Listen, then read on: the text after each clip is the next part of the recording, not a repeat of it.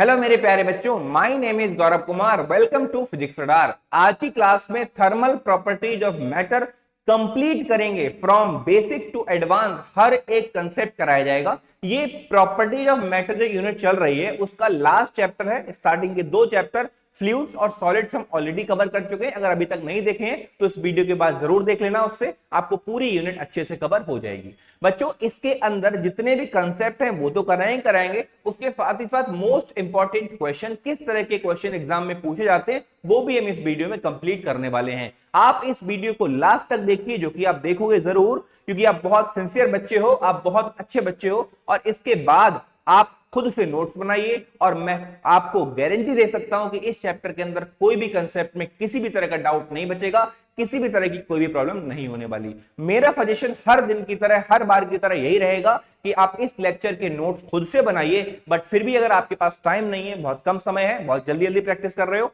तो आप हमारी वेबसाइट से www.physicsradar.com पर जाइए। उस पर जब मोर पर जाकर फ्री रिसोर्सेज पर क्लिक करेंगे तो आपको सारे चैप्टर्स के पीडीएफ नोट्स मिल जाएंगे। ठीक है बच्चों, तो यहां से आप हमारी जो पीडीएफ नोट्स है वहां वो भी डाउनलोड कर सकते हो। तो आज की क्लास क्लियर है, हम क्या करने वाले हैं, थर्मल प्रॉपर्टीज ऑफ मैटर। ये बहुत ही, यानी कि इस चैप्टर के थर्मल मतलब हीट आ गई, तो इस चैप्टर से हमारा हीट और थर्मोडायनेमिक्स वाला पोर्शन भी स्टार्ट हो जाएगा। तो सबसे पहले तो यही पढ़ लेते हैं कि भैया हीट एंड थर्मोडायनेमिक्स है क्या।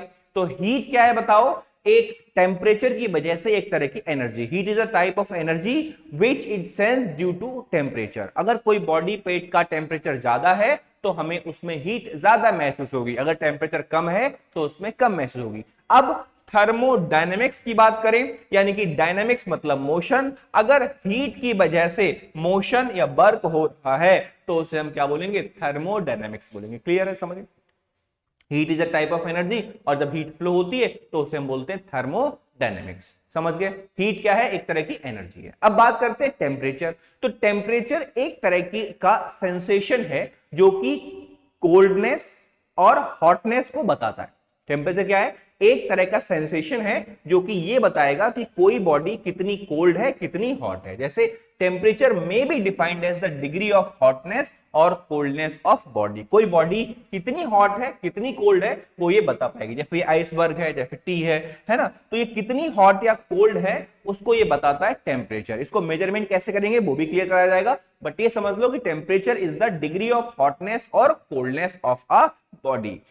उसके बाद थर्मोमीटर। तो टेम्परेचर को मेजर करने के लिए जिस डिवाइस का यूज करते हैं उसे हम बोलते हैं थर्मोमीटर। क्या बोलते हैं बताओ? थर्मोमीटर। थर्मो मतलब हीट का मेजरमेंट, यानी कि टेम्परेचर को मेजर करने के लिए जो हम डिवाइस का यूज करते हैं वो हम बोलते हैं थर्मोमीटर। ये ग्लास बॉडी वाला मरकरी बेस्ड एक थर्मोमीटर है जो कि थर्मल एक्सपेंशन पे वर्क करता है। बट आजकल थर्मोकपल बेस्ड जो हमारे इलेक्ट्रॉनिक थर्मोमीटर आ गए हैं जो सिर्फ और सिर्फ बॉडी में टच कराओ और पूरी रीडिंग दे देते हैं। इसमें मरकरी का एक्सपेंशन होता था। ठीक है, इसके बारे में भी क्लियर कराया जाएगा। समझ गए? तो टेम्परेचर और थर्मोमीटर भी हमारा क्लियर हो जाता है। उसके बाद टेम्परेचर को जब हम मेजर करेंगे तो टेम्परेचर को मेजर करने के लिए हमारे पास बेसिक, वैसे तो बहुत सारे स्केल हो सकते हैं बट मेनली 3 स्केल हैं।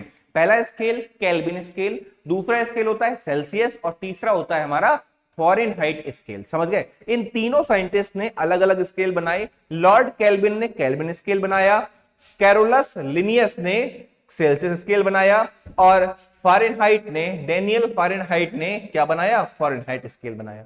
किसी भी स्केल को समझने के लिए दो रीडिंग्स का, दो टेम्परेचर का जानना बहुत जरूरी होता है। पहला होता है बॉइलिंग पॉइंट, दूसरा होता है फ्रीजिंग पॉइंट। जैसे हम केल्विन स्केल की बात करें तो बॉइलिंग पॉइंट ऑफ वाटर होता है 373 केल्विन और दूसरा फ्रीजिंग पॉइंट होता है 273 केल्विन। अगर इसी को सेल्सियस में देखें तो सेल्सियस के बारे में तो सभी को पता होता है कि बॉइलिंग पॉइंट ऑफ वाटर होता है हमारा 100 डिग्री सेल्सियस और फ्रीजिंग पॉइंट होता है 0 डिग्री सेल्सियस। अगर फ़ारेनहाइट की बात करें तो फ़ारेनहाइट होता है हमारा बॉइलिंग पॉइंट 212 डिग्री फ़ारेनहाइट, और अगर फ्रीजिंग पॉइंट की बात करें तो होता है 32 डिग्री फ़ारेनहाइट। ये तीनों चीजें आपको पता होनी चाहिए। अगर ये तीन पता है तो किसी भी स्केल को किसी में भी कन्वर्ट किया जा सकता है। अब लास्ट वीडियो में कमेंट आया था कि सर साइड हट जाया करिए, हमें लिखना भी होता है, तो मुझे लगता है कि आप आराम से लिख लीजिए। लो, मैं साइड हट गया, हो गया। 1 2 3 4 5 6 7 8 9 10 हो गया ना? ठीक है, मुझे उम्मीद है लिख लिया होगा। लिखा नहीं होगा तो स्क्रीनशॉट तो ले लिया होगा आपने, है ना? ठीक है। अब अगर एक स्केल पे दूसरे स्केल में कंपेयर करना है, कन्वर्ट करना है, तो उसके लिए मैंने आपको बताया कुछ चीजें पता होना चाहिए। फिर बॉइलिंग पॉइंट केल्विन में कितना था 373, सेल्सियस में 100 और फ़ारेनहाइट में कितना था 212। उसके बाद फ्रीजिंग पॉइंट 273, 0, 32।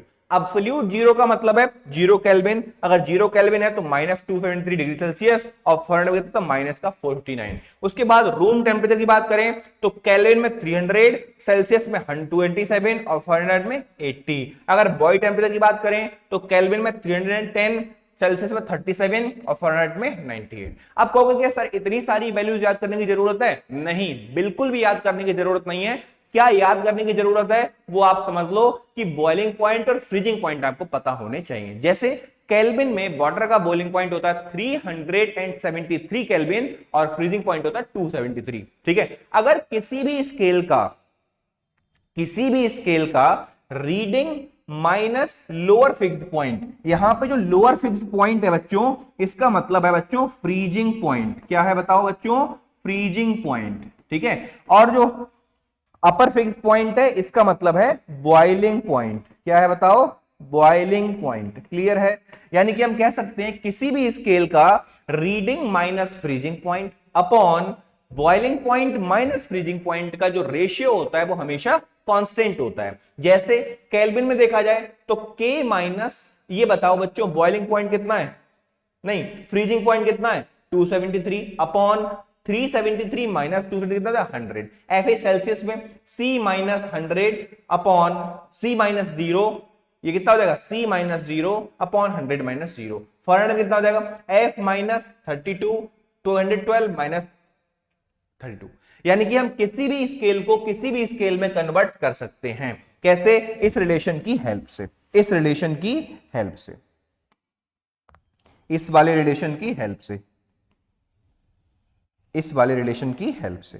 केल्विन पे सेल्सियस लाना है तो यहां, सेल्सियस फॉर्मूला लाना है तो यहां, फ़ारेनहाइट पे केल्विन लाना है तो यहां पे। सही है। अगर डायरेक्टली फॉर्मूला याद करने हैं तो डायरेक्टली फॉर्मूला ये होता है सॉल्व करने के बाद F equal to 9/5C plus 32 या फिर C equal to 5/9F minus 32।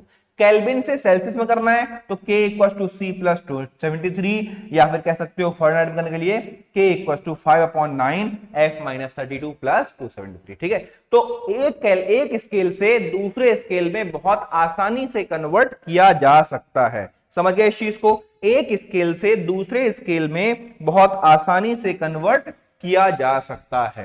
Clear है? यानी कि हमने हीट समझे, हीट एक तरह की एनर्जी है जो कि टेम्परेचर की वजह से होती है। टेम्परेचर एक तरह की डिग्री ऑफ हॉटनेस और कोल्डनेस ऑफ बॉडी है। टेम्परेचर को मेजर करने के लिए हमने 3 स्केल देखे, केल्विन, सेल्सियस और फ़ारेनहाइट। तीनों का कन्वर्जन देख लिया। तीनों को कन्वर्ट करने के लिए 2 चीजों का पता होना बहुत जरूरी है, या तो फॉर्मूले याद कर लो या फिर बॉइलिंग पॉइंट और फ्रीजिंग पॉइंट अगर पता है तो किसी भी स्केल को किसी भी स्केल में कन्वर्ट बहुत आसानी से किया जा सकता है। यहां तक क्लियर है? उसके बाद आता है next topic, that is thermal expansion. क्या टॉपिक है? Thermal expansion. अभी तक अब तो जो थर्मोमीटर का यूज होता है वो होता है हमारा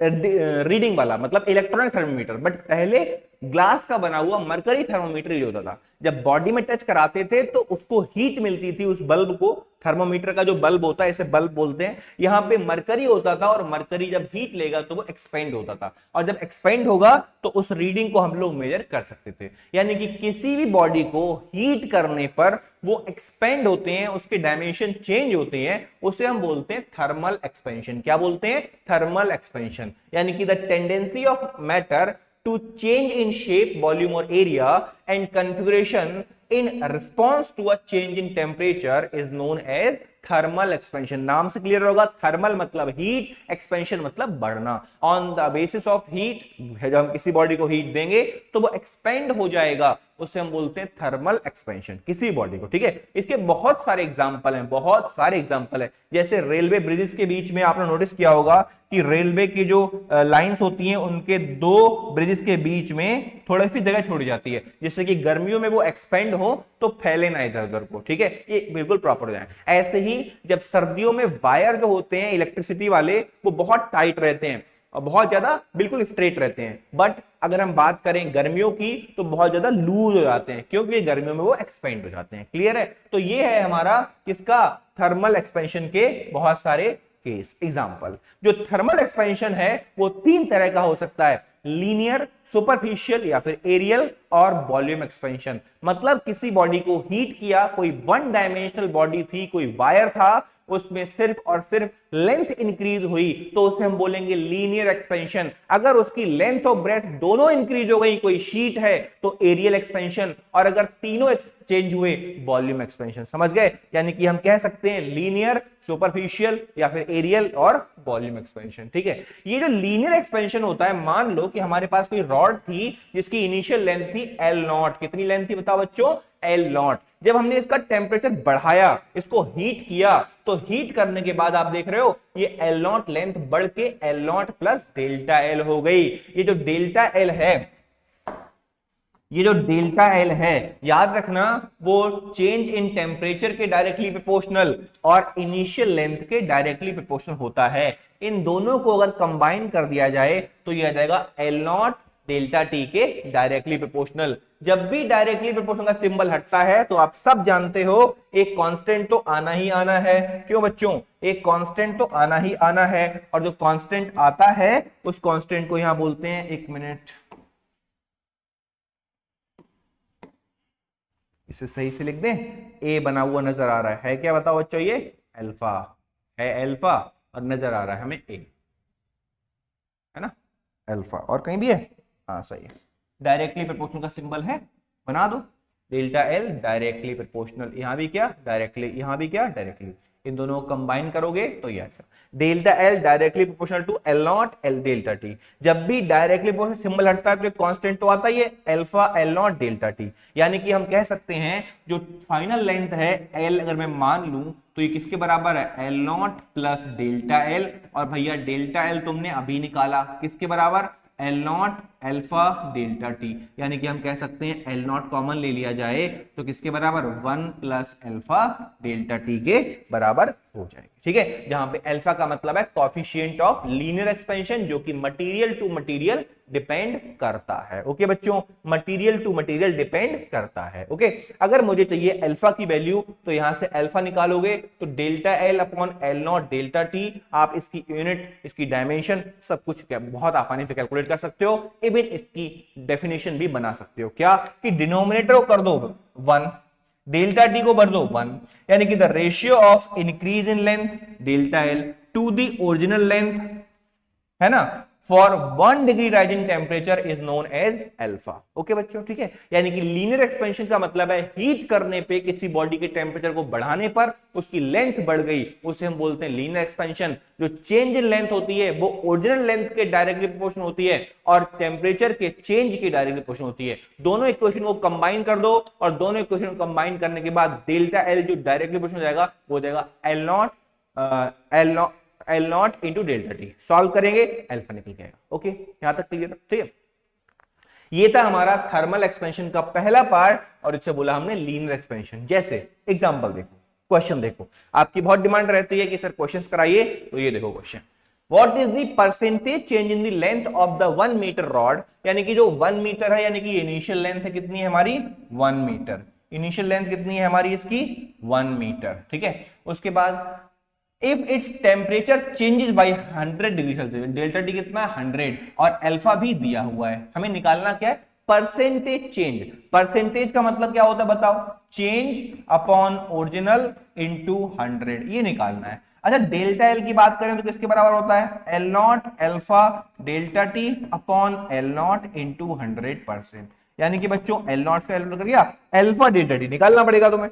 अल्फा की value 2 into 10 to the power -5, ठीक है, इंटू डेल्टा टी बताओ 100 डिग्री सेल्सियस, ठीक है, इंटू 100%। 100 डिग्री जब सॉल्व किया तो निकल के आया 2 इंटू 10 टू द पावर -1, या फिर कह सकते हो 0.2% ओनली। क्लियर है? आंसर कितना आ गया हमारा? 0.2% ओनली। ओके, ठीक है, तो ये कहानी थी हमारी किसकी? लीनियर एक्सपेंशन की। ऐसे ही हम लोग एरियल एक्सपेंशन को समझ सकते हैं। इस एरियल एक्सपेंशन का दूसरा नाम भी होता है हमारा सुपरफिशियल एक्सपेंशन। क्या होता है? Superficial expansion. अब कुछ बच्चे कहेंगे कि सर सुपरफिशियल क्यों रखा? तो भाई नाम है एरियल एक्सपेंशन, एरिया के लिए समझ जाओगे, अगर सुपरफिशियल ले जाए तो भी आप यही लिखोगे। यानी कि जब भी किसी बॉडी को हीट करेंगे तो उसकी हीट करने के बाद उसका एरिया बढ़ेगा, उसे हम बोलते हैं सुपरफिशियल एक्सपेंशन। ये जो सुपरफिशियल एक्सपेंशन होता है, अगेन वही चीज क्या कि जो डेल्टा ए होगा हमारा वो किसके डायरेक्ट प्रोपोर्शनल होगा? वो हमारा इनिशियल एरिया ए नॉट के डायरेक्ट प्रोपोर्शनल होगा। और किसके होगा बताओ बच्चों? और होगा डेल्टा टी के।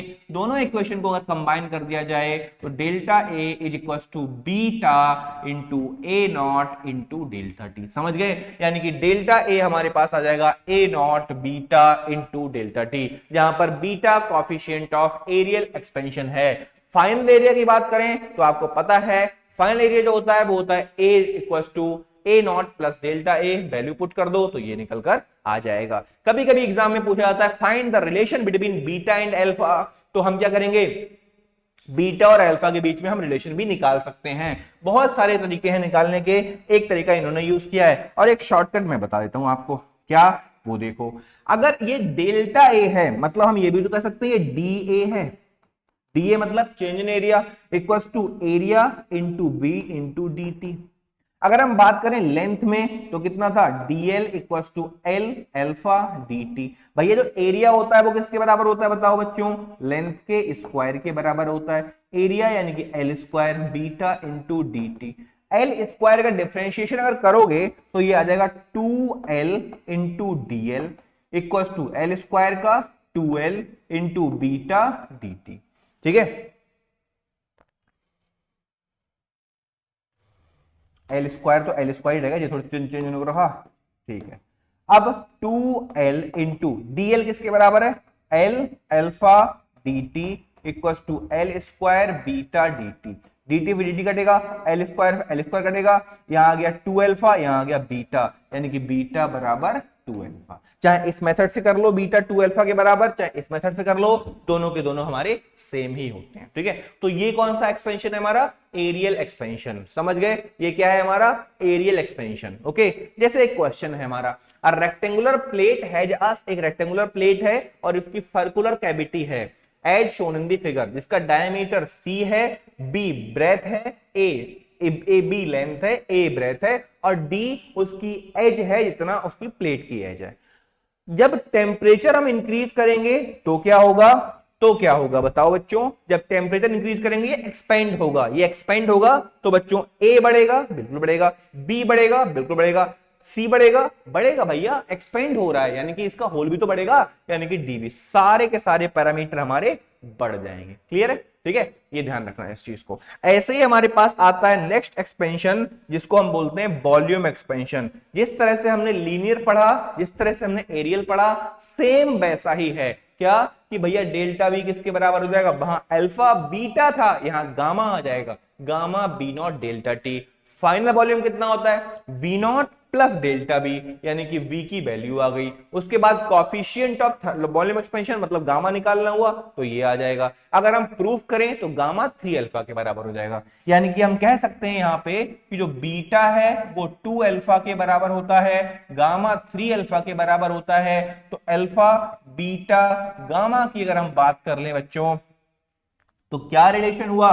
देखो, alpha equals to beta upon 2 equals to gamma upon 3, ये रिलेशन होता है हमारा अल्फा बीटा और गामा में। ठीक है, समझ गए? ये कहानी है हमारी अल्फा बीटा और गामा। लीनियर एक्सपेंशन की पूरी कहानी, एरियल एक्सपेंशन की पूरी कहानी, वॉल्यूम एक्सपेंशन की पूरी कहानी एक ही स्लाइड में आपको दे दी। ठीक है, तो चाहे कोई भी एक्सपेंशन आ जाए, आपको सारे एक्सपेंशन अब पता है। ओके बच्चों, समझ गए इस चीज को? ठीक है, अब कहोगे कि सर इसके यूज क्या क्या है, तो वो भी देख लो। इसके यूज में सबसे पहला यूज आता है, एक मिनट, सबसे पहला जो यूज आता है वो है by metallic strip. By metallic strip का यूज होता था फायर अलार्म के केस में।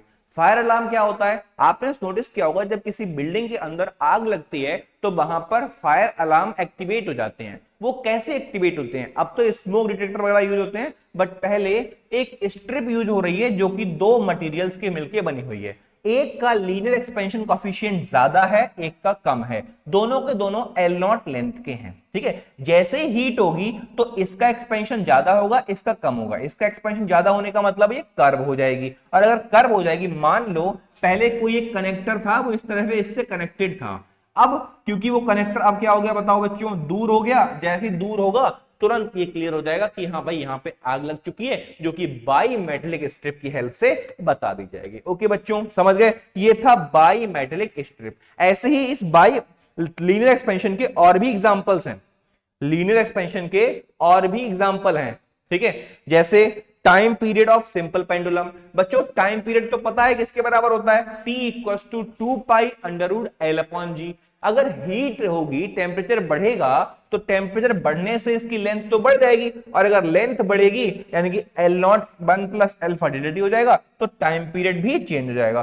कितना चेंज होगा, तो वो होता है 1 + ½ अल्फा डेल्टा टी के बराबर होता है, समझ गए। यानी कि टाइम पीरियड। अब जो पेंडुलम बेस्ड घड़ियां थी वो गर्मियों में अलग टाइम बताएंगी और सर्दियों में अलग टाइम बताएंगी, याद रहो इस चीज को, क्योंकि उनकी जो लेंथ है वो हमारी चेंज हो गई। ओके, सिर्फ और सिर्फ यही चेंज नहीं होता है, इसके साथ साथ डेंसिटी और टेम्परेचर भी चेंज होता है। कैसे चेंज होता है भाई, डेंसिटी होती क्या है, मास अपॉन वॉल्यूम। जब टेम्परेचर चेंज होगा तो मास तो चेंज होने से रहा, बट वॉल्यूम तो एक्सपेंड होगा ना। कितना, V0 1 + gamma delta T. M/V0 तो ओरिजिनल वाला था, यानी कि ρ = ρ0 1 + गामा डेल्टा टी। समझ गए, ये कहानी है हमारी किस चीज की, किसकी कहानी है हमारी, ये है डेंसिटी की। यानी कि टेम्परेचर के चेंज होने पर मटेरियल की डेंसिटी भी चेंज होती है। किस तरह से चेंज होती है वो भी आपको क्लियर हो गया, ठीक है। अगर आप इसको ऊपर लेके जाएंगे तो आपको पता है ये हो जाएगा ρ0 × 1 + गामा डेल्टा टी की पावर -1। अगर -1 ये किसका रिलेशन हो गया बताओ बच्चों, 1 + x⁴n, यानी कि 1 + nx। बस कंडीशन अप्लाइड कि बच्चों x की वैल्यू 1 से हमारी क्या होनी चाहिए, बहुत छोटी होनी चाहिए। यानी गामा की वैल्यू अगर 1 से छोटी है तो ये फॉर्मूला निकल कर आ जाएगा, ठीक है। यानी किसी भी डेंसिटी को हम लोग इस तरह से सॉल्व कर सकते हैं, ठीक है। ओके ओके बच्चों, ठीक है। अब एक करते हैं question. A pendulum clock consists of iron rod connected to a small heavy bob. एक बॉब है, small heavy Bob. If it is designed to keep correct time at 20 degree Celsius, 20 degree Celsius पे correct time बताएगी। How fast or slow will it go in 24 hours at 40 degree Celsius? 40 degree Celsius temperature बढ़ेगा तो उस case में कितने fast या फिर slow हो जाएगी। देखो अभी हमने देखा था डेल्टा टी जो होता है वो होता है ½ alpha delta T into T dash. T dash मतलब चेंज, ½ इंटू अल्फा क्वेश्चन में दिया हुआ है वो लगा दिया, इंटू डेल्टा टी 20 से 40 हो जाना 20 डिग्री, इंटू उसके बाद क्या लिखा है, कितने टाइम पीरियड में चेंज बताना है, तो 24 घंटे में। हमें चाहिए सेकंड में, तो 1 घंटे में 60 मिनट इंटू 60 16, सॉल्व निकल के आया 1.04 सेकेंड। यानी कि जब 20 से 40 डिग्री सेल्सियस टेम्परेचर हुआ तो उस केस में घड़ी 1.04 सेकेंड टाइम चेंज कर देगी 24 घंटे में, समझ गए। हालांकि ये नेग्लिजिबल है, बट आप खुद सोचो अगर ये घड़ी 1 महीने तक चली तो 30 सेकेंड के आसपास चेंज करेगी, ठीक है, 30 सेकेंड। ऐसी 2 महीने चलेगी तो 1 मिनट। ये डिफरेंस आता जाएगा आता जाएगा आता जाएगा, और हमें लगा घड़ी या तो स्लो हो गई या फिर तेज हो गई, समझ गए। तो ये कहानी है हमारी पेंडुलम बेस्ड क्लॉक की। ओके, उसके बाद बात करते हैं हम लोग हीट की। किसकी बात करते हैं, हीट की। तो आपको बता दिया हीट एक तरह की एनर्जी होती है। देखो हम अभी 1 शॉट वीडियो लेक्चर कर रहे हैं तो इधर उधर की कोई ज्यादा बकवास नहीं करनी है, सीधे अपने टॉपिक पर ध्यान देना है। जल्दी से जल्दी हम लोग जितना सिलेबस कंप्लीट कर लेंगे, बातें तो हम करते ही रहेंगे। क्या बात है, बातें करने में क्या है, बताओ क्या बात करनी, किस बारे में बात करनी है, पूछो। तब तक मैं पानी भी पी लेता हूं, तब तक आप कमेंट कर लो 2-4, है ना, 2-4 कमेंट तो कर ही दिया करो, शेयर भी कर दिया करो अपने दोस्तों को, कह दो कि भाई पढ़ लो, भाई बहुत अच्छे टीचर पढ़ाते हैं।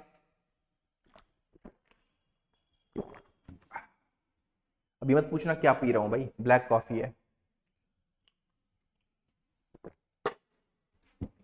ठीक है। देखो अब बात करते हैं हीट की। तो हीट क्या है बताओ, हीट आपको पता है एक तरह की एनर्जी होती है। एनर्जी होती है मतलब वो टेम्परेचर डिफरेंस की हेल्प से ट्रांसफर होगी। ओके बच्चों, हीट समझ गए। यानी कि अगर कोई सॉलिड है, इसको हीट मिली तो ये मेल्ट हो जाएगा, मेल्ट होने के बाद क्या बनाएगा, लिक्विड, और लिक्विड को हीट मिली तो क्या बनाएगा, वो वेपराइज हो जाएगा, मतलब गैस बनाएगा। गैस को हम बहुत ज्यादा अगर कूल कर देंगे तो क्या बनेगा, लिक्विड बनेगा, और लिक्विड को और कूल कर देंगे तो सॉलिड बनेगा। बट कुछ सब्सटेंस ऐसे भी होते हैं जिन्हें हीट करने पे वो सॉलिड से सीधे के सीधे गैस बन जाते हैं, उस प्रोसेस को हम बोलते हैं सब्लिमेशन। या फिर गैस को ठंडा करोगे तो सीधे सॉलिड बनेगा, तो उसे क्या बोलेंगे हम लोग, सब्लिमेशन। ठीक है, समझ गए, ये ध्यान रखना। ठीक है, उसके बाद आता है हमारा स्पेसिफिक हीट या मैकेनिकल इक्विवेलेंट ऑफ हीट। देखो, मैकेनिकल इक्विवेलेंट ऑफ हीट का मतलब होता है वर्क डन। वर्क डन निकालने के लिए कुछ रिलेशन नहीं ज्यादा, सिंपली ये ध्यान रखना, ये फिर से आ गया वही चीज, ये जहां जहां पे ऐसा तुम्हें ए नजर आए तो वो ए नहीं है, वो क्या है बताओ बच्चों, वो है हमारा अल्फा। क्या है हमारा, अल्फा।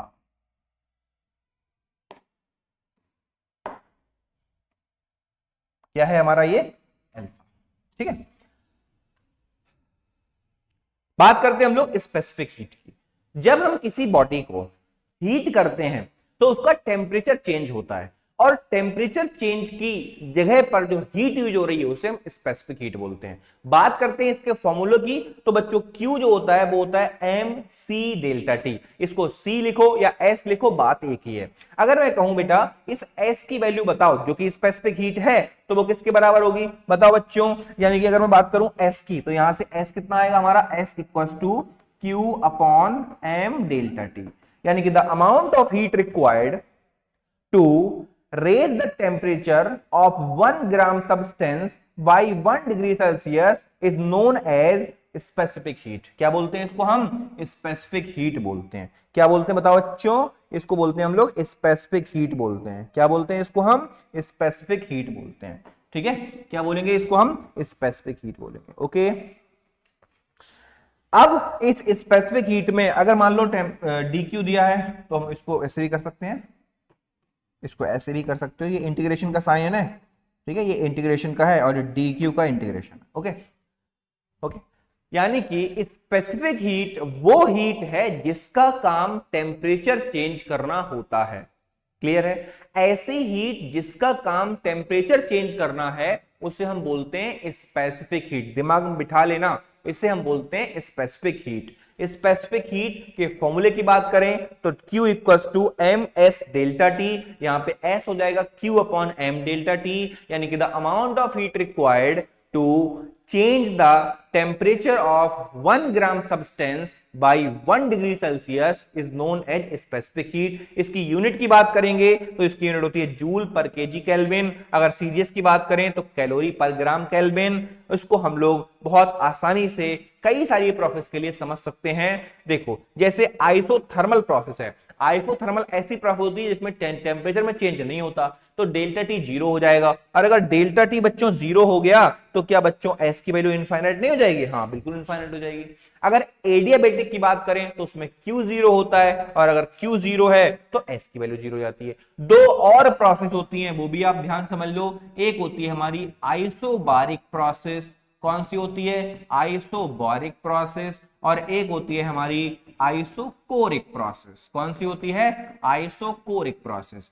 ऐसी स्पेसिफिक हीट जो कांस्टेंट प्रेशर पर यूज होती है, इसको एसपी या फिर सीपी बोलते हैं। क्या बोलते हैं? सीपी। और आइसोकोरिक में कांस्टेंट वॉल्यूम होता है, तो इसे हम बोलते हैं सीपी और एसबी। ये भी ध्यान रखना कि जो सीपी होता है वो सीबी से हमेशा बड़ा होता है। सीपी और सीबी का डिफरेंस आर के बराबर होता है, और सीपी सीबी का रेशियो गामा के बराबर होता है। ठीक है, तो ये हमारे पास आ गया रिलेशन स्पेसिफिक हीट का। किसका रिलेशन आ गया? हमारा स्पेसिफिक हीट का रिलेशन निकलकर आ गया। ओके, अब बात करते हैं question. Find the heat required to increase the temperature of 1 kg water by 1 degree Celsius.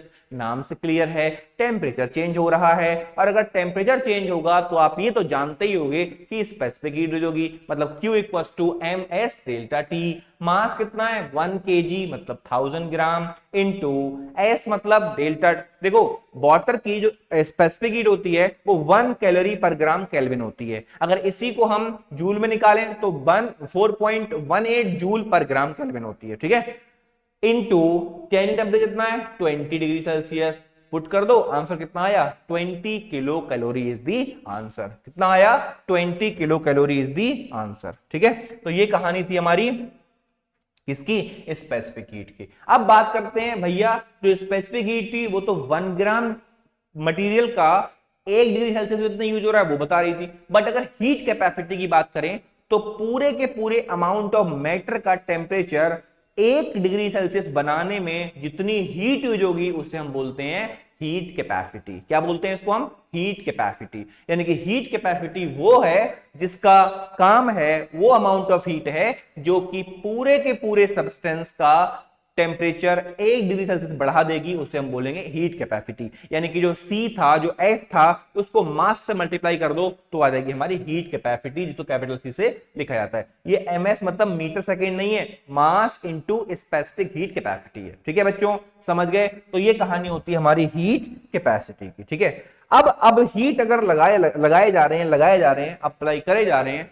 तो होता क्या है, कभी कभी ऐसा होता है, कभी कभी क्या, हमेशा ही होता है कि एक हीट ने तो अभी टेम्परेचर को चेंज किया, एक हीट ऐसी भी होती है जिसका काम होता है बच्चों स्टेट को चेंज करना। ठीक है, एक ऐसी हीट जिसका काम है स्टेट को चेंज करना, सॉलिड से लिक्विड में लाना, लिक्विड से गैस में लाना, गैस से लिक्विड में लाना, लिक्विड से सॉलिड में लाना। इस टाइम पर टेम्परेचर कांस्टेंट रहता है जब तक पूरा का पूरा बॉडी स्टेट चेंज ना कर ले, उसे हम बोलते हैं लेटेंट हीट। क्या बोलते हैं? Latent heat. सॉलिड से लिक्विड में आए तो क्या हुआ? फ्यूजन हुआ। लेटेंट हीट किसके बराबर? Mass into latent heat of fusion. उसके बाद लिक्विड से गैस में गए, वेपोराइजेशन हुआ, latent heat of vaporisation m into LB। समझ गए? यानी कि लेटेंट हीट वो हीट है जिसका काम होता है बच्चों हीट को ट्रांसफर होने के बाद स्टेट का चेंज कराना, ना कि टेम्परेचर का चेंज कराना। एक बात दिमाग में बिठा के रखना कि जब तक लेटेंट हीट के बारे में बात हो रही है वहां पे डेल्टा टी कंसीडर नहीं किया जाएगा, क्योंकि स्टेट हमेशा कांस्टेंट टेम्परेचर पर चेंज होगी और स्पेसिफिक हीट समझिए। ठीक है, उसके बाद अगर हम बात करें फेस चेंज की, तो आपको पता है आइस क्यूब्स हैं, किस में कन्वर्ट होंगी? वाटर में। वाटर किस में कन्वर्ट होगा बताओ? वाटर वेपर में। कूल करोगे वाटर वेपर से लिक्विड में, लिक्विड से फिर फ्रीज में। ठीक है, तो इस तरह से हम लोग फेस को चेंज कर सकते हैं। ठीक है, ये था हमारा लेटेंट हीट की कहानी। अब टेम्परेचर कर्व देख लो भाई इसका। मान लो कि हमारा टेम्परेचर था -25 डिग्री सेल्सियस और यहाँ पे टाइम है, यहाँ टेम्परेचर है। टेम्परेचर बढ़ाए बढ़ाए बढ़ाए बढ़ाए बढ़ाए पहुंच गए 0 पे। 0 तक भी ये क्या है? आइस ही है। फिर अगर और हीट बढ़ाई तो भाई थोड़े टाइम तक ये क्या होगा? टेम्परेचर तो चेंज नहीं होगा, सिर्फ और सिर्फ स्टेट चेंज होगी। मतलब एक तरह से यहां पर ये ट्रांजिशन होना शुरू हो गया। क्या? किसमें? सॉलिड से लिक्विड में, इसीलिए लेटेंट हीट ऑफ फ्यूजन आया। उसके बाद लगातार हम लोग इसको हीट देंगे तो टेम्परेचर बढ़ेगा 0 से 100 तक। तो क्या आया? Specific heat I, C, specific heat of water. उसके बाद फिर से 100 पर जब सारी की सारी हीट ट्रांसफर हो जाएगी, सारी की सारी वाटर गैस में कन्वर्ट हो जाएगी, तब तक होता रहेगा। उसके बाद ये गैस बन जाएगा। ठीक है, तो ये एक कर्व है जो कि एक इंपॉर्टेंट कर्व है जो आपको याद होना चाहिए। समझ गए? तो ये कहानी है हमारी किस चीज की? स्पेसिफिक हीट, लेटेंट हीट और कर्व की। ठीक है, ओके, ठीक है। अब बढ़ते हैं हम आगे। इसके बाद जो नेक्स्ट कंसेप्ट आ जाता है वो आ जाता है हमारा कैलोरीमेट्री, मतलब न्यूमेरिकल पोर्शन। कैलोरीमेट्री एक तरह से जैसे थर्मोमेट्री है measurement of heat, measurement of temperature, ऐसे कैलोरीमेट्री का मतलब होता है measurement of heat transfer. Calorimetry क्या कहती है कि जो हॉट सब्सटेंस है उससे हीट लॉस जो होगी वही हमारी कोल्ड सब्सटेंस से हीट गेन्ड होगी। यानी कि heat lost by hot body is equals to heat gained by cold body. ठीक है, heat lost by hot body is equals to heat gained by cold body. इसी चीज को हम लॉ ऑफ मिक्सचर से भी समझ सकते हैं। मान लो एक सब्सटेंस A था जिसका मास m1, जिसकी specific heat capacity S1, temperature T1 था जो कि बहुत हॉट था, और एक सब्सटेंस B था जो थोड़ा सा कूल था एज कंपेयर टू दिस। तो बच्चों ये थोड़ी हीट इसको ट्रांसफर करेगा, जब मिक्स होगा तो मिक्स होने के बाद इन दोनों की हीट इसके बराबर हो जाएगी। क्लियर है? यानी कि heat lost by this body equals to heat gained by this body. इन दोनों को मिक्स करने के बाद जो टोटल हीट होगी वो कहां मिलेगी? इस मिक्सचर को मिलेगी। यानी कि अगर इसका टेम्परेचर T1 है, इसका T2 है, तो मिक्सचर का टेम्परेचर हमेशा इन दोनों के बीच में ही होगा। क्लियर है? ये है लॉ ऑफ मिक्सचर। अगर आपको अभी भी डाउट है कि लॉ ऑफ मिक्सचर में प्रॉब्लम है तो याद करने की जरूरत नहीं है, बस ये समझ लो कि भैया हॉट सब्सटेंस क्या करेगा? हीट को लॉस करेगा, कोल्ड सब्सटेंस हीट को गेन करेगा, जो मिक्सचर बनेगा उसका टेम्परेचर हॉट बॉडी से कम और कोल्ड बॉडी पे ज्यादा होगा। ठीक है, समझ गए? इसको मैथमेटिकल प्रूफ भी करेंगे, इसके क्वेश्चंस भी हम करने वाले हैं। ठीक है, देखो जैसे पहला क्वेश्चन हमारा ये है, the temperature of 3 different liquids A, B and C of equal masses. A का टेम्परेचर 10 डिग्री सेल्सियस, बी का टेम्परेचर 15 डिग्री सेल्सियस, सी का टेम्परेचर 20 डिग्री सेल्सियस। ठीक है, the temperature when A and B are mixed, जब A और B को mix किया तो टेम्परेचर बना 13, बी और सी को मिक्स किया तो टेम्परेचर बना 16। तो हमें what will be the temperature when A and C are mixed, जब ए और सी मिक्स करे जाएंगे तो क्या होगा। देखो जब ए और बी मिक्स करे तो ए का टेम्परेचर कितना था बताओ 10, बी का कितना था 15, मतलब इससे हीट जाएगी इसको मिलेगी, यानी कि m into S into delta T equal to M S delta T. ठीक है, यानी कि इसका टेम्परेचर डिफरेंस कितना हुआ, देखो ये हमारा ब्रैकेट लगाएंगे यहां पे, मास ये ए के लिए है तो मास ऑफ ए m है, तो m से m तो कट जाएगा। ठीक है, उसके बाद specific heat of A S A, उसके बाद टेम्परेचर चेंज कितना हुआ, ए का 10 था 13 हो गया, 13 माइनस 10 मतलब 3 इक्वल्स टू बी के लिए बात करें तो बी का टेम्परेचर था कितना 15, हो कितना गया 13, 15 माइनस 13 इंटू एस बी, यानी कि एस ए किसके बराबर 2/3 एस बी के बराबर आ गया। ऐसे बी और सी के लिए सॉल्व किया तो एस सी 1/4 एस बी के बराबर आ गया। जब ए और सी को मिक्स किया गया तो क्या मास तो सेम ही है, एम से एम कट गया, एम से एम कट गया, S A delta T T M, medium temperature कितना मान लिया, intermediate temperature T M minus 10, इसके लिए S C 20 minus T M. अब एस सी की वैल्यू पुट कर लो, एस बी की वैल्यू पुट कर लो, दोनों को सॉल्व कर लो तो टी एम की वैल्यू आ गई हमारी 12.72 डिग्री सेल्सियस। यानी कि जब ए और बी मिक्स किए टेम्परेचर 13 बना, बी और सी मिक्स किए टेम्परेचर 16 बना, जब ए और सी मिक्स कर देंगे तो टेम्परेचर बनेगा 12.72 डिग्री सेल्सियस। अब आप खुद देखो, इसका टेम्परेचर 10 था, इसका 20 था, मिक्स किया, मिक्स करने के बाद इन दोनों का टेम्परेचर आया कितना 12, यानी कि इन दोनों के बीच में आया। यही तो बताया लॉ ऑफ मिक्सचर में, लॉ ऑफ मिक्सचर कहता है कि जो मीडियम जो टेम्परेचर बनेगा हमारा वो इन दोनों के बीच में होगा। ठीक है, समझ गए? नेक्स्ट क्वेश्चन देखो, नेक्स्ट क्वेश्चन देखो, आप लोग कहते थे ना कि सर क्वेश्चन नहीं कराते, क्वेश्चन नहीं कराते, देख लो क्वेश्चन देख लो। 1 kg ice at -20 degree Celsius is converted to 1 kg water at 100 degree Celsius. ठीक है, क्या बताना है हमें, हीट बतानी कितनी चाहिए। देखो अब यहां पर आपको क्लियर हो जाएगा कि लेटेंट हीट क्या है और स्पेसिफिक हीट क्या है। टेम्परेचर था -20 आइस, टेम्परेचर बढ़ेगा कब तक 0 डिग्री सेल्सियस तक, तब तक आइस बनी रहेगी, यानी कि -20 से 0 गया, स्टेट चेंज नहीं हुई, टेम्परेचर चेंज हुआ, मतलब जो हीट Q1 है वो एक तरह की स्पेसिफिक हीट है। क्या है बताओ, स्पेसिफिक हीट है। उसके बाद ये जो आइस बन चुकी है ये तब तक हीट और नहीं लेगी, टेम्परेचर नहीं बढ़ाएगी जब तक सारा का सारा आइस वाटर में कन्वर्ट नहीं हो जाएगा। यानी कि यहां पर स्टेट का चेंज हो रहा है तो हुआ लेटेंट हीट, यानी कि Q2 क्या है, लेटेंट हीट है। उसके बाद वाटर से बना फिर वाटर, बट टेम्परेचर चेंज हुआ 100 डिग्री सेल्सियस वाटर की बात है Q3, तो ये हुआ स्पेसिफिक हीट। यानी कि ये जो है हमारा वो स्पेसिफिक हीट है, ये हमारा लेटेंट हीट है, ये हमारा स्पेसिफिक हीट है। यानी कि net heat Q equal to Q1 plus Q2 plus Q3। Q1 के लिए mass of ice, specific heat of ice in delta T, mass of ice कितना है 1 kg, स्पेसिफिक हीट आइस कितनी होती है 0.5 इनटू टेम्परेचर डिफरेंस 20 0, यानी कितने का 20, ये हमारे पास Q1 आ गया। उसके बाद Q2 क्योंकि हमारा लेटेंट हीट है तो मास इंटू एल 1000 इंटू 80 कितना आया 80 किलो।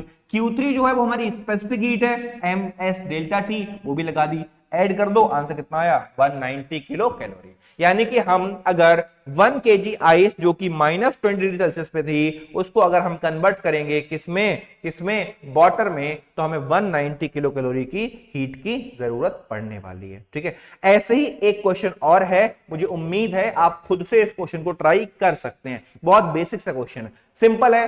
300 ग्राम ऑफ वाटर था, इसको ऐड किया गया 100 ग्राम ऑफ आइस में, the final temperature of the mixture is. अब इसमें कुछ बच्चे कहेंगे कि सर आइस मेल्ट होगी और तो उसके लिए लेटेंट लगेगी। भैया आइस मेल्ट होने के बाद उसका टेम्परेचर भी तो बढ़ेगा, यानी कि आइस के लिए लेटेंट हीट और स्पेसिफिक हीट दोनों लगेंगे, और वाटर का टेम्परेचर डाउन होगा तो सिर्फ और सिर्फ स्पेसिफिक हीट। ठीक है, यानी कि हीट रिलीज्ड और हीट गेन्ड दोनों को इक्वेट कर लोगे, आपके पास आंसर निकल कर आ जाएगा। ठीक है, ओके हो सकता है इस, क्योंकि इस पर्टिकुलर केस में हीट रिक्वायर्ड टोटल कितनी है ml 8 किलो कैलोरी और हीट रिलीज कितनी हो रही है 7.5, यानी कि पूरी की पूरी आइस मेल्ट ही नहीं होगी। और जब पूरी की पूरी आइस मेल्ट नहीं होगी तो हम कह सकते हैं कि जो फाइनल टेम्परेचर है वो आइस वाला होगा, दैट इज 0 डिग्री।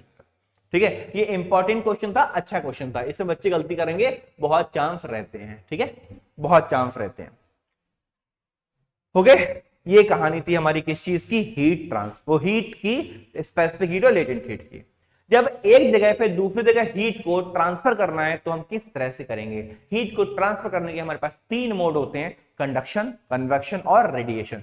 पहला जो मोड है हीट ट्रांसफर का वो होता है हमारा कंडक्शन। कंडक्शन में डायरेक्ट कांटेक्ट होता है बिटवीन दी बॉडीज और वाइब्रेशन ऑफ मॉलिक्यूल से हीट ट्रांसफर हो रही होती है। कन्वेक्शन में इंटरमिक्सिंग ऑफ फ्लूइड होता है, एक जगह पे दूसरी जगह फ्लूइड का फ्लो हो सकता है। और रेडिएशन जो होता है हमारा थर्ड वाला जो हमने पढ़ा रेडिएशन, उसमें कोई मीडियम की जरूरत नहीं होती है, बहुत हाई टेम्परेचर पर ये हो रहा होता है। ठीक है, समझ गए, ये क्लियर है। जैसे ये हमारे पास कुछ कंटेनर है, इस कंटेनर में पानी रखा हुआ था, इस पानी के नीचे एक स्टोव जला दिया, लकड़ी जला दी, तो लकड़ी जब जलाई है उस पर अगर कोई रॉड हम टच करा दें तो इसमें क्या हुआ, कंडक्शन। बट ये पानी का इंटरमिक्सिंग होगा, ठंडा गर्म पानी मिक्स हो रहा होगा, कन्वेक्शन। और दूर से हाथ सेक रहे हो, रेडिएशन। समझ गए, तो ये कहानी है हमारी हीट ट्रांसफर की। यानी कि हीट ट्रांसफर के 3 मोड हैं, कौन कौन से, कंडक्शन, कन्वेक्शन और रेडिएशन। ठीक है, कंडक्शन का मतलब क्या हुआ बताओ बच्चों, कंडक्शन का मतलब है हाई टेम्परेचर के मॉलिक्यूल से लो टेम्परेचर के मॉलिक्यूल्स में हीट का ट्रांसफर होना वाइब्रेशन की हेल्प से। But actual flow of matter नहीं होता है, याद रखोगे, एक्चुअल फ्लो ऑफ मैटर नहीं होता है, यानी कि एक जगह से दूसरी जगह मॉलिक्यूल का ट्रांसफर नहीं होगा। हाई टेम्परेचर से लो टेम्परेचर की तरफ होगा, बट कभी भी एक जगह से दूसरी जगह का मॉलिक्यूल्स का ट्रांसफर नहीं होगा। ओके बच्चों, समझ गए।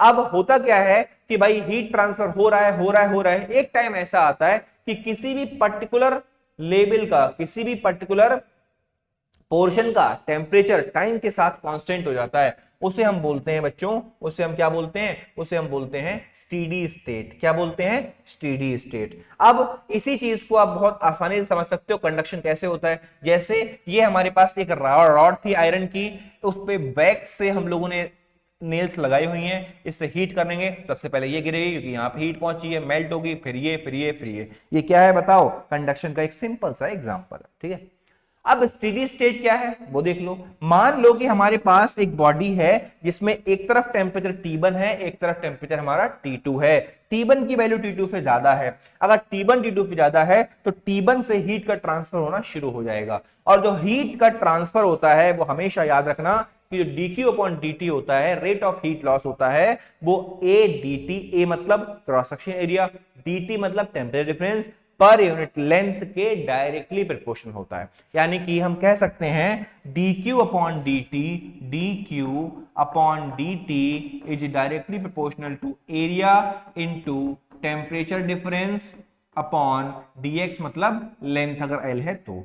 यानी कि ये हमारे पास आ गया किस चीज के बराबर, ये स्टेडी स्टेट कंडीशन होती है। ओके, इसी लॉ को हम बोलते हैं फोरियर्स लॉ, क्योंकि डायरेक्टली प्रोपोर्शनल का सिंबल जब हटेगा तो एक कांस्टेंट तो आएगा ही आएगा, इसे बोलते हैं हम फोरियर्स लॉ, और इसका बहुत जगह पे यूज होगा। यहां से अगर आप Q निकालना चाहें तो Q देखो कितना निकलेगा, K coefficient of thermal conductivity, A T1 minus T2 upon L into ये टेम्परेचर कहां गया, ये T आ गया, ये आती है हमारी heat.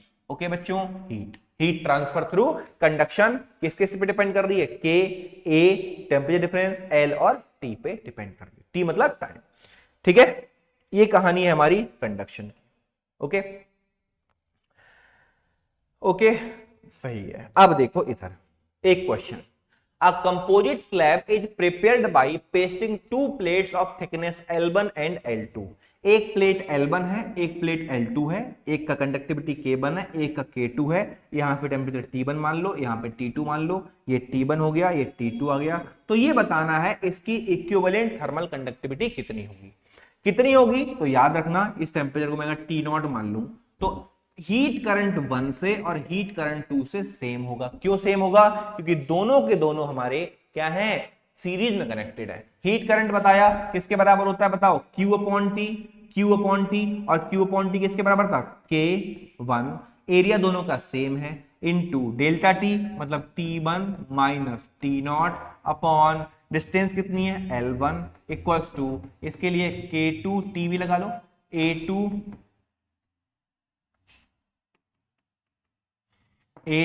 Into T0 minus T2 upon L2। अब क्या करोगे K1 K2 में रिलेशन निकालो, K1 K2 निकालने के बाद इसके लिए अगर मैं हीट करंट निकालूं तो कितना होगा इस वाली बॉडी के लिए, तो ये होगा K इक्विवेलेंट इनटू लेंथ नहीं temperature difference T1 minus T2 upon length कितनी है L1 plus L2 into A। इन दोनों इक्वेशन को सॉल्व करना, इक्वेट करना, तो K इक्विवेलेंट निकल कर आ जाएगा हमारा, K इक्विवेलेंट निकल कर आएगा कितना आएगा, वो निकल कर आएगा हमारा K1 K2 L1 plus L2 divided by K1 L2 plus K2 L1। अब कहोगे क्या कि इसको शॉर्टकट नहीं है, तो हाँ है। हमेशा याद रखना कि सीरीज कॉम्बिनेशन या पैरेलल कॉम्बिनेशन में जब भी आपको आइडेंटिकल स्लैब्स दी हो तो उस केस में हम कैसे निकालेंगे, याद रखना जब n आइडेंटिकल स्लैब्स हमारे सीरीज में कनेक्टेड होंगे तो K इफेक्टिव निकालने के लिए n upon 1 upon K1 plus 1 upon K2 plus 1 upon K3 plus 1 upon K1। अगर L1 L2 अलग अलग दिए हुए हैं तो K इफेक्टिव में ये जो है ना K इफेक्टिव वो किसके बराबर n upon L1 upon K1 plus L2 upon K2 plus ऐसे करके हम लोग सॉल्व करते हुए चले जाएंगे। ठीक है, अगर यही चीजें पैरेलल में कनेक्टेड हैं तो पैरेलल में कनेक्ट करने के लिए सिंपली क्या K इफेक्टिव निकालने के लिए सारे कोएफिशिएंट्स को ऐड कर दो और नंबर से डिवाइड कर दो। ठीक है, सीरीज में n upon L1 upon K1 plus L2 upon K2 plus L3 upon K3 हो जाएगा, और पैरेलल में सारे कोएफिशिएंट ऐड करो डिवाइड बाई n कर दो। ठीक है, तो यानी कि जो अभी हमने पिछला क्वेश्चन किया था उस क्वेश्चन को आप इससे भी कर सकते हो। कहां गया, इस क्वेश्चन को हम लोग इस मेथड से भी कर सकते हैं जो अभी आपको समझाया गया। ठीक है, ओके।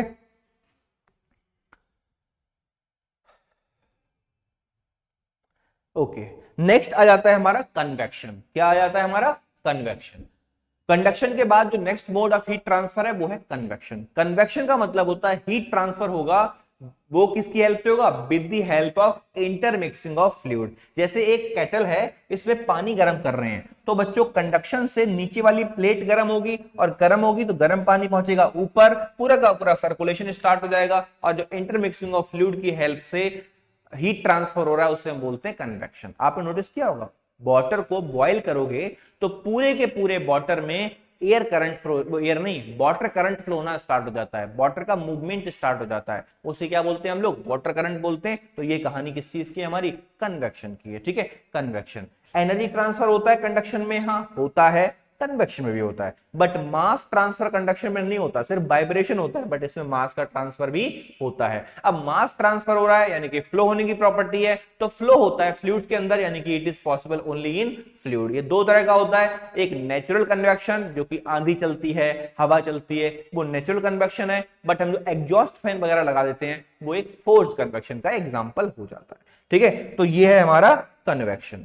तीसरा मोड ऑफ हीट ट्रांसफर जो होता है उसे हम बोलते हैं रेडिएशन। रेडिएशन एक ऐसा मोड ऑफ हीट ट्रांसफर है जिसमें किसी मीडियम की जरूरत नहीं होती है, जैसे सन से अर्थ तक जो हीट आ रही है बहुत हाई टेम्परेचर पे होती है, तो इसे हम बोलते हैं रेडिएशन। ठीक है, सन से अर्थ तक जो हीट आ रही है वो हीट हमेशा किसकी हेल्प से आ रही है, रेडिएशन की हेल्प, के बीच में कोई मीडियम तो है ही नहीं। ठीक है, समझ गए बच्चों, ठीक है। तीनों मोड ऑफ हीट ट्रांसफर भी हो गए।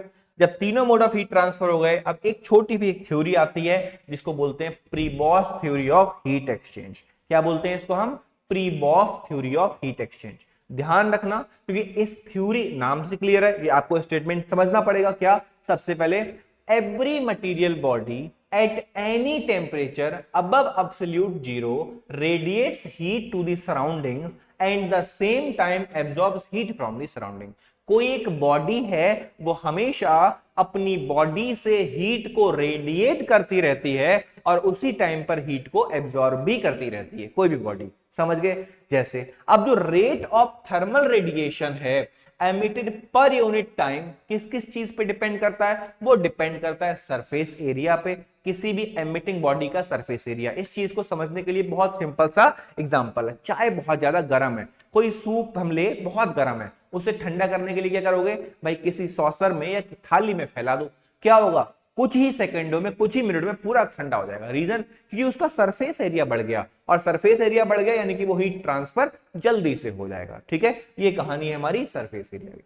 आपने नोटिस किया होगा कि सर्दी जब लगती है, ठंड लगती है, तो अपनी बॉडी को पूरे जानवर तक सिकोड़ लेते हैं, बिल्कुल सिकोड़ लेते हैं, क्योंकि सरफेस एरिया बॉडी का कम हो जाए, इससे कि हीट ट्रांसफर ना हो। हम भी सिकोड़ लेते हैं इस चीज को। ठीक है, ह्यूमन के अंदर भी ये टेंडेंसी होती है। उसके बाद नेचर ऑफ एमिटिंग सरफेस, किसी भी सरफेस का नेचर क्या है, कुछ बॉडीज के अंदर एमिशन पावर ज्यादा होती है, किसी के अंदर कम होती है, उसे बोलते हैं नेचर ऑफ एमिटिंग सरफेस। और अगर कोई बॉडी बहुत ज्यादा टेम्परेचर पर होगी तो उसका एमिशन ज्यादा होगा, कम टेम्परेचर पर होगी तो एमिशन कम होगा। समझ गए? अब इसी में कुछ फंडामेंटल्स भी पता होने चाहिए, जैसे मैंने आपको बताया कि जो बॉडी है वो किसी भी टेम्परेचर पर हीट रेडिएट कर रही है और हीट एब्जॉर्ब कर रही है। अगर heat radiates more amount of heat then the temperature falls, और अगर ज्यादा एब्जॉर्ब करेगी तो टेम्परेचर क्या करेगा, राइज करेगा। और अगर दोनों इक्वल होंगी तो टेम्परेचर रिमेन्स कांस्टेंट। ये पूरी कहानी है प्रीबॉस थ्योरी ऑफ हीट एक्सचेंज की। क्लियर है? समझ गए? अब एक बॉडी है जिसको हम बोलते हैं बच्चों ब्लैक बॉडी। क्या बोलते हैं? Black body. एक ऐसी बॉडी जिस बॉडी के ऊपर जितने भी अमाउंट ऑफ रेडिएशन डाला जाए, सारा का सारा अगर वो एब्जॉर्ब कर ले, तो उसे हम बोलते हैं ब्लैक बॉडी। अगर ये आप लिख के आओ तो ये इनकम्प्लीट डेफिनेशन है। ब्लैक बॉडी अगर सारे के सारे वेवलेंथ को, लाइट को, अमाउंट ऑफ एनर्जी को एब्जॉर्ब कर रही है, तो वो सारे अमाउंट को रिफ्लेक्ट बैक, रिफ्लेक्ट नहीं, एमिट भी करेगी। ठीक है, क्योंकि कोई भी बॉडी जितना अच्छा एब्जॉर्बर होता है उतना अच्छा एमिटर भी होता है। तो ब्लैक बॉडी सारे के सारे वेवलेंथ को एब्जॉर्ब तो कर ही रही है, बट हीट करा जाए तो सारे के सारे वेवलेंथ को वो रिलीज भी करेगी। समझ गए? ये एक हमने क्या किया, एक थ्योरेटिकल ब्लैक बॉडी बनाई है। रियल लाइफ में तो पॉसिबल नहीं है, वैसे ग्रेफाइट लैम्प ब्लैक को ब्लैक बॉडी कंसीडर किया जाता है ना, काजल को। इसमें लाइट आई, एक बार लाइट आने के बाद इसके अंदर ट्रैप हो जाती है, तो हम कह सकते हैं कि ये बॉडी क्या है, एक ब्लैक बॉडी है। क्या है बताओ? Black body. एक बात और समझ लो है ना, black body need not to be necessary black. क्या मतलब हुआ इस चीज का, कि भैया नाम तो भले ही ब्लैक बॉडी है, बट कोई जरूरी नहीं कि वो ब्लैक कलर की हो। जैसे कोई बॉडी ग्रीन कलर की है और उस पर रेड कलर की लाइट डाली जाए, तो क्या कुछ रिफ्लेक्ट होगा? नहीं होगा, सारी की सारी लाइट एब्जॉर्ब हो जाएगी। तो वो एक ब्लैक बॉडी है, किसके लिए? रेड कलर के लिए। समझ गए? ये तो पता ही होगा ना ग्रीन कलर क्यों नजर आता है, क्योंकि वो ग्रीन कलर की लाइट को एमिट कर रहा है। ठीक है, ये कहानी है किस चीज की, हमारी ब्लैक बॉडी की। ओके बच्चों, समझ गए? ठीक है, इसके बाद आता है हमारा next energy spectrum of black body, और इसको समझने के लिए हम पढ़ेंगे हम लोग वीन्स डिस्प्लेसमेंट लॉ। क्या पढ़ेंगे हम? Wien's displacement law.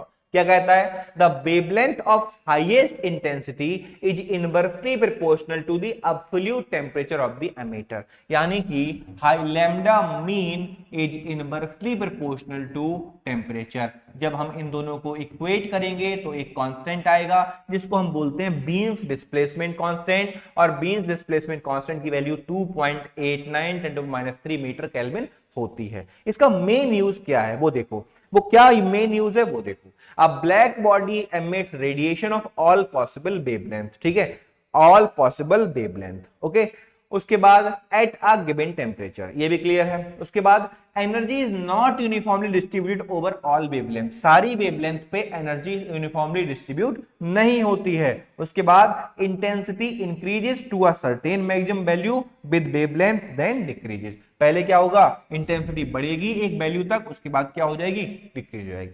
और इसी चीज को वीन ने समझाया था, और इसको हम लोग डिस्टेंट स्टार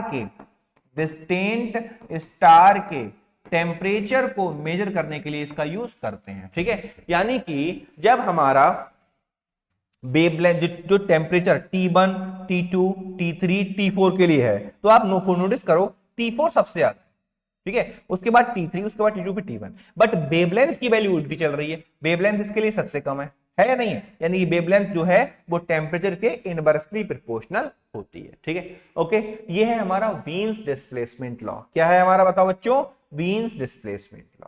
उसके बाद आता है हमारा नेक्स्ट लॉ जिसे हम बोलते हैं स्टीफेंस लॉ। क्या बोलते हैं बताओ? Stephen's law. नेक्स्ट लॉ कौन सा है हमारा?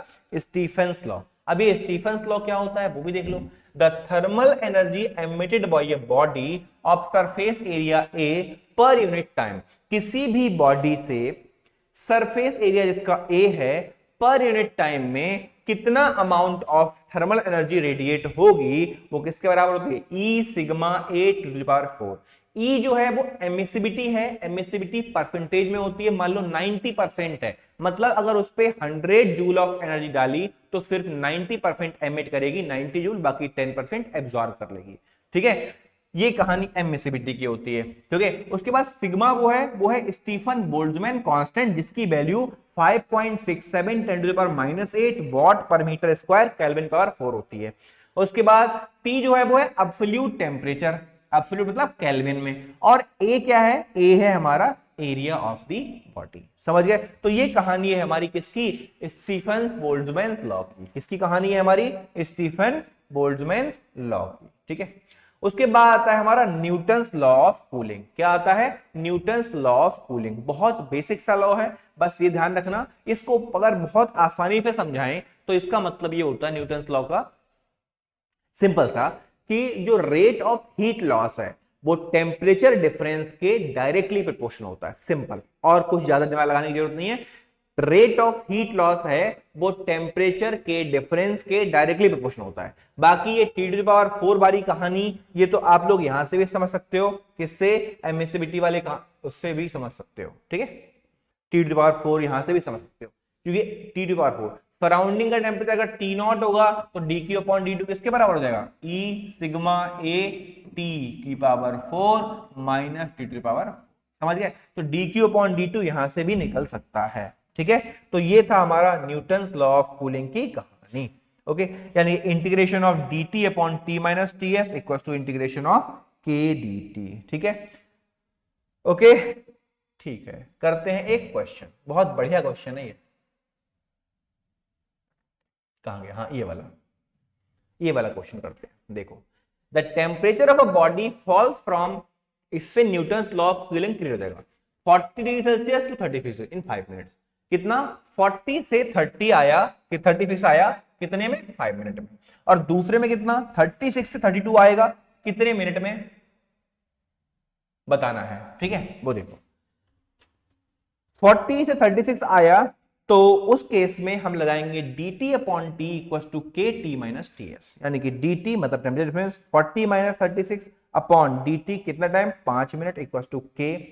उसके बाद T जो होता है ये होता है एवरेज टेम्परेचर। एवरेज कैसे निकालोगे, T plus T S upon 2, T plus T S upon 2 minus TS जो है वो किसका टेम्परेचर होगा, सराउंडिंग का टेम्परेचर होगा। पुट किया तो हमारे पास इससे यहां से एक रिलेशन बना।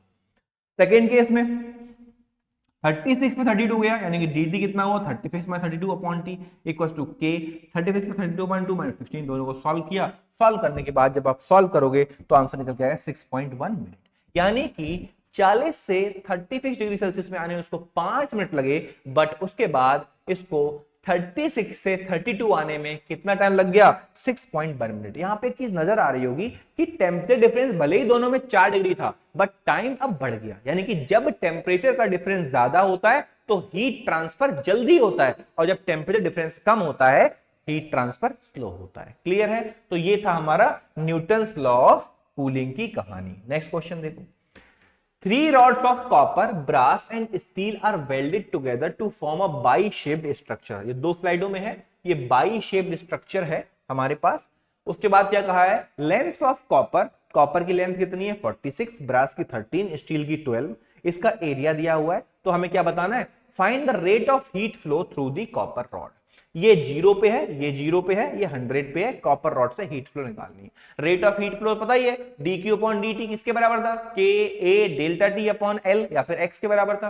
के ए जंक्शन टेम्परेचर हमने मान लिया कितना है, टी है, कितना है, टी है। तो कॉपर से जो हीट ट्रांसफर होगा वो ब्रास और स्टील के हीट ट्रांसफर के सम के बराबर ही तो होगा, यानी कि कॉपर से हीट ट्रांसफर के फॉर कॉपर कितना बताओ, के फॉर कॉपर 0.92, वो पुट कर दिया, इनटू एरिया ऑफ कॉपर कितना है बताओ बच्चों, 4 पुट कर दिया, इनटू टेम्परेचर डिफरेंस कितना है कॉपर का 100 माइनस टी पुट कर दिया, अपॉन इसकी लेंथ कितनी है 46 पुट कर दिया, equals to Q Q for brass, K for brass कितना दिया क्वेश्चन में, K फॉर ब्रास इज 4, नहीं K for brass is 0.26, 0.6, area 4, T minus 0.13 plus this, solve करोगे तो टेम्परेचर ऑफ द जंक्शन निकल कर आ जाएगा। ठीक है, इस तरह के क्वेश्चन भी आपको मिलते हैं एग्जाम के अंदर। ठीक है, तो इस तरह के क्वेश्चन भी हमारे आ सकते हैं। ठीक है, ओके, नेक्स्ट करते हैं हम लोग। नेक्स्ट क्वेश्चन देखो, ये है question, the plots of intensity versus wavelength for 3 black bodies at temperature T1, T2 and T3। देखो एक बात तो पता ही होगा ना आपको, अभी हमने पढ़ा था कि जो लैम्डा m होता है वो टेम्परेचर के इनवर्सली प्रोपोर्शनल होता है। तो यहां पे नजर आ रहा होगा लैम्डा 1 सबसे कम है, लैम्डा 2 उससे बड़ा है, लैम्डा 3 नहीं, लैम्डा 2 बड़ा नहीं है, लैम्डा 3 बीच में है। घुमा दिया ना क्वेश्चन, देखो लैम्डा 3 फिर लैम्डा 2। ठीक है, तो उस केस में आप देख लो भैया T1 greater than T3 greater than T2 हो जाएगा। सही है, तो ये कहानी है हमारी किस चीज की, ये है हमारी इस वो बीन्स डिस्प्लेसमेंट लॉ। ठीक है, नेक्स्ट क्वेश्चन देखो, नेक्स्ट क्वेश्चन देखो, two conducting cylinders of equal length है L और L, K1 K2 thermal conductivity है, are connected in series between 2 heat bath, T1 और T2 है, T1 300 केल्विन पर है, T2 हमारा 100 केल्विन पर है, radius of bigger cylinder is twice that of the smaller, यानी कि इसकी वैल्यू अगर R1 ले रहे हो तो क्योंकि 2 टाइम्स R1 है, K1 और K2 है, और स्टेडी स्टेट के केस में यहां का टेम्परेचर 200 केल्विन है, तो हमें बताना है K1 अपॉन K2। देखो ये दोनों सीरीज में कनेक्टेड है, सीरीज में हीट ट्रांसफर होता है वो कांस्टेंट रहता है, मतलब हीट करंट जीरो होता है, हीट करंट जीरो नहीं कांस्टेंट होता है H1 अपॉन H2, और हीट करंट तो पता ही है ना, heat current H1 equals to dQ upon dt ही तो था, और किसके बराबर था, K into A into delta T1 upon L1 into T, तो यही तो है K1 A1 delta T1 upon L1।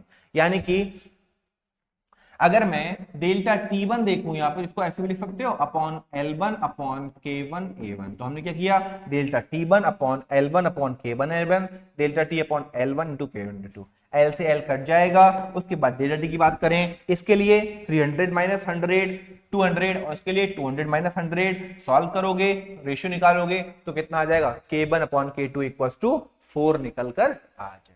समझ गए, तो ये कहानी थी हमारी किस चीज की, कंडक्शन, कन्वेक्शन, रेडिएशन की। चाहे कोई भी क्वेश्चन हुआ वो भी आपका क्लियर हो जाएगा। ठीक है, this is all about thermal properties of matter. इसके कुछ क्वेश्चंस हैं जो मैंने स्लाइड्स में ऐड किए हुए हैं, एक बार उसे जरूर प्रैक्टिस कर लेना। ठीक है बच्चों, मुझे उम्मीद है कि आपको सारे के सारे कंसेप्ट क्लियर हुए होंगे। ये हमारे वन शॉट लेक्चर्स हैं, इसलिए ज्यादा इधर उधर की बातें नहीं, बिल्कुल पॉइंट पे हम टारगेट कर रहे हैं। मिलते हैं अपने नेक्स्ट क्लास में, जिसके अंदर हम लोग थर्मोडायनेमिक्स को कराएंगे। ठीक है बच्चों, तब तक के लिए आप लोग पढ़ाई करते रहो। और हाँ, अगर आपको कोई एक्स्ट्रा वीडियो चाहिए तो क्लास 11 की पूरी फिजिक्स की प्लेलिस्ट डाली हुई है, आप उसे जरूर देख लेना। ठीक है बच्चों, okay, bye bye, take care. तब तक के लिए पढ़ाई जरूर करें। थैंक यू बच्चों।